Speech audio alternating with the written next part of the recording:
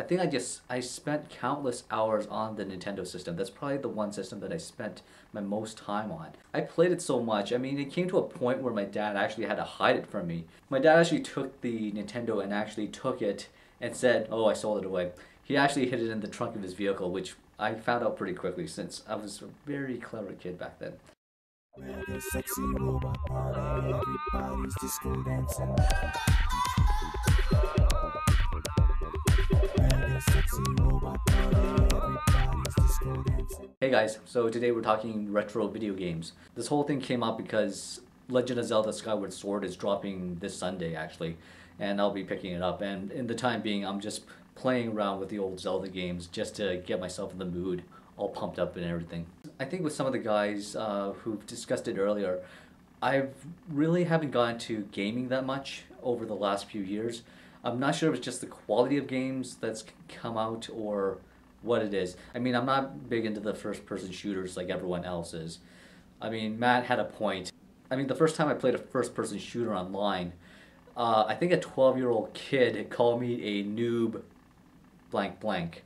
For me, I always tend to fall back towards the Zelda games every time they come out.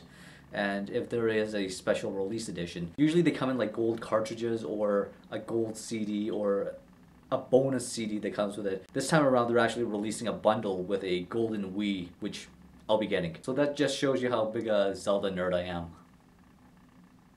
I mean, growing up, I was one of the few kids who had a Nintendo Entertainment System, the old 8-bit one, where you had to blow on the cartridges in order to get it to work. And because I was one of the few kids on the block to actually have one, all the neighboring kids would actually come over to my place during lunchtime, knock on the door, and ask, "Mrs. Hua, can we come in to play the Nintendo?"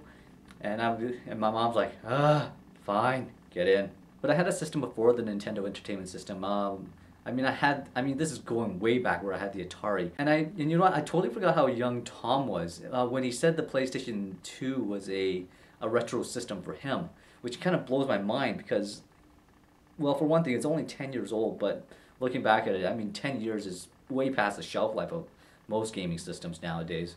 I originally had an Atari system where I played Donkey Kong and Pac-Man on it. I mean, those are two staple games for the thing.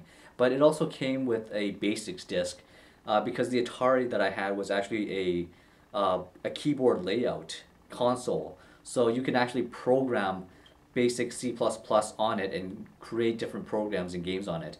I mean, it came in with like a 400-page instruction booklet on how to do C++ and all that type of basic stuff. But as a kid, throw that out, put in Pac-Man and Donkey Kong, and just play like crazy on that instead. My top 5 games: Super Mario, Legend of Zelda Ocarina of Time on the N64, Metal Gear Solid, Super Street Fighter 2, and Dance Dance Revolution.